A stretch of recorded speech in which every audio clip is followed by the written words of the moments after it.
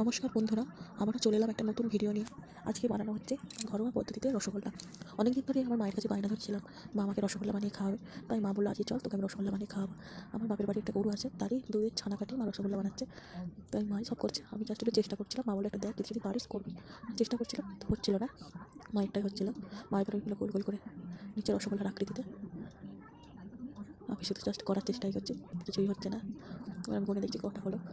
মা এবার চিনি শিরা তৈরি করতে যাচ্ছে। জল জল ফুটে চিনি শিরা হতে মা রসগোল্লাগুলো দিয়ে দিল। ওইগুলো যত ফুটবে তত ফুলবে রসগোল্লাগুলো।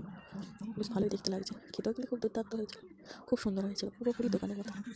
খুব সুন্দর, খুবই সুন্দর। ওই ফুটছে, কত বড় বড় হয়ে গেছে, আর দেখেই তো লোক লেগে গিয়েছে, এত সুন্দর। আর ভিডিওটা বানিয়ে দিচ্ছে আমার দিদির মেয়ে দিয়া।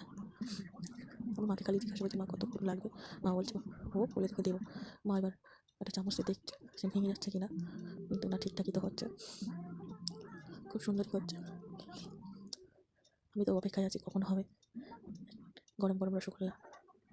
এতদিন রসগোল্লা দোকানে কিনেই খেয়েছি, হতে দেখিনি নিজে।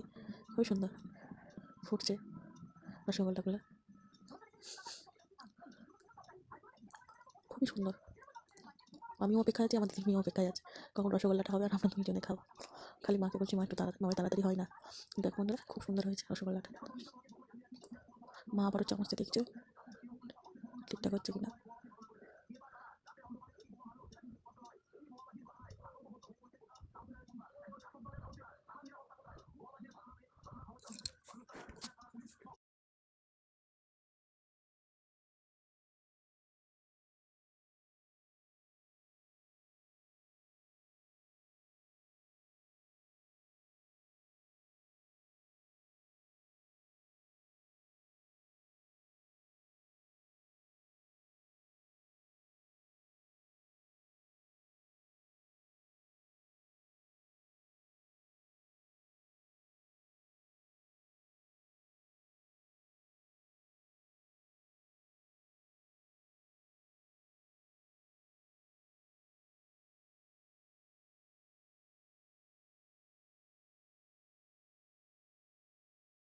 তাই শেষের পথে হয়ে এসেছে রসগোল্লাটা।